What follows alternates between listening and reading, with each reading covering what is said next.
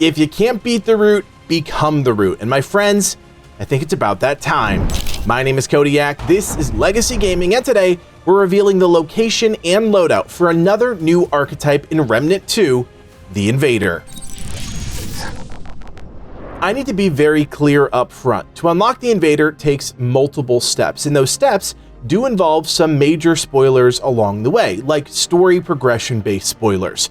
If you're someone that wants to explore Remnant 2 for yourself first, I absolutely don't blame you. Turn off the video and come back another day.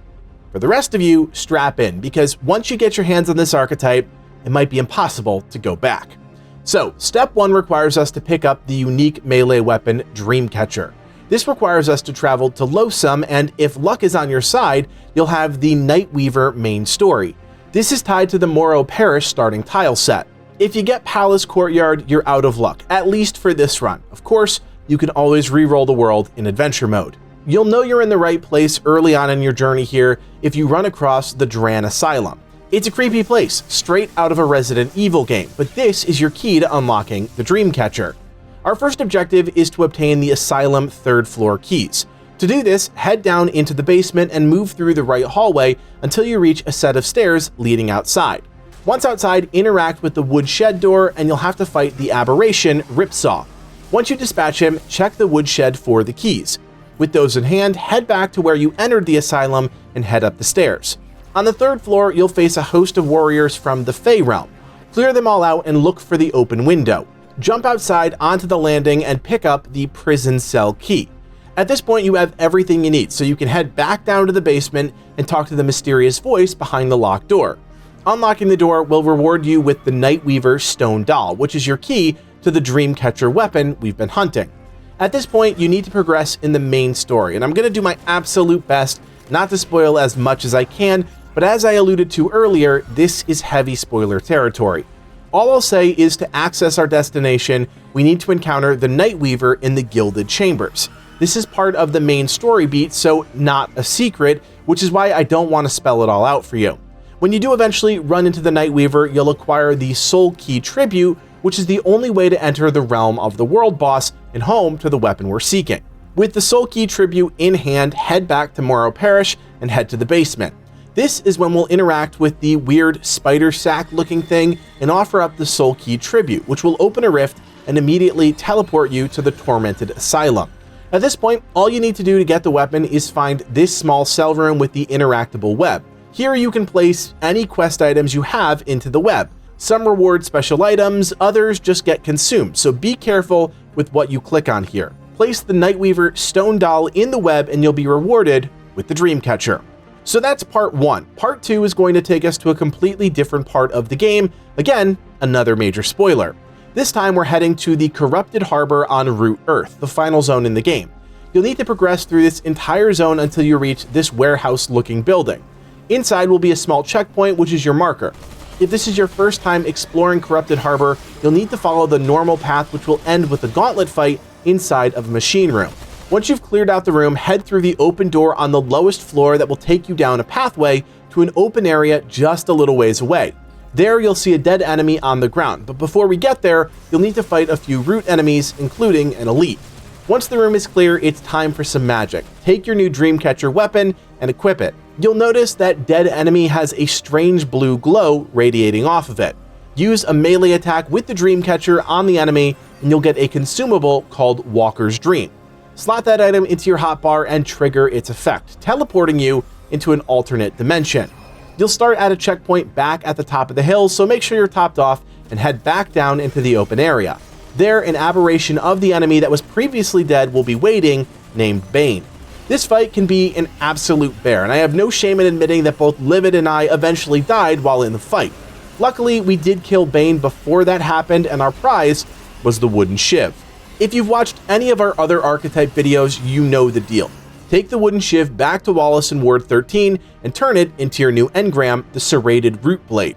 Equip it, and you, my friends, have now unlocked the Invader. We're bringing this video to you guys super fresh, so unfortunately, we don't have everything unlocked or leveled up, but hey, now you get to go test it out for yourself and report back. Let us know what you think of the Invader archetype once you have it fully leveled up. We love reading your comments down below, so feel free to share your impressions of the class. By all accounts, this archetype is all about subterfuge and the art of fooling your enemy and then killing them while they're distracted. The Invader's prime perk is called Shadow. When casting any Invader skill, you leave behind a decoy, which draws enemy fire. You also deal more damage to any targets not actively targeting the Invader. Hide in the shadows and carry a big stick, you know the deal. As with other classes, the Invader comes standard with 4 perks. The damage perk is called Shark, and this one is cool. Sprinting or evading adds 1 stack of momentum, which increases ranged and melee damage for a period of time. This can stack up to 5 times, which means if you stay on the move, you'll deal significantly more damage. It's an uptime buff, which does require some management, but with great skill comes great reward. The team perk is called Loophole. This grants lifesteal to all damage by any allies when they attack any enemies distracted by the Invader's decoy. The utility perk Circumvent reduces the cost of evade and combat slide. And finally, there's the relic perk. When the Invader uses a relic, they immediately reduce their aggro for a short period of time. During the buff duration, if the Invader evades an attack, they spawn an empowered decoy which lasts for a longer period of time. Further expanding on the Invader's passive benefits is the archetype trait Untouchable, which is absolutely nuts. At level 1, this increases your invulnerability window when dodging by 3% and 30% at level 10. Keep in mind, if you level this up to 10, you'll also have access to Untouchable regardless of what engram you have actively slotted, so this is huge. Finally, let's talk about the Invader's skills. First is Void Cloak, which automatically, I repeat, automatically perfect dodges any incoming direct damage for a decent stretch of time. Depending on how much damage that attack would have caused will reduce the buff or completely negate it after one attack, but regardless, you avoid the damage and a decoy is spawned. This skill also triggers any interactions that activate on perfect dodge, so keep that in mind when you consider build synergy. The second skill, Wormhole, teleports the Invader forward directly behind an enemy if there's room. The next melee or ranged attack within a short window deals insanely more damage. You can also hold down the skill button to show the targeting device, giving you more precise control of the teleport. The final skill is called Reboot, and this one is special. When activated, it records your current health, stamina, relic charges, ammo, and negative status effects, which are stored for a short period of time. While the backup is active, you gain increased movement speed and damage reduction. Reactivating the skill restores all save values from the backup and spawns a decoy. This one is a little tricky to wrap your head around, but in practice, it allows for some incredible sustain and could be a wildly powerful skill paired with something like a challenger skill. Tankiness combined with immediate access to full health, stamina, ammo, and relic charges? Yes, please.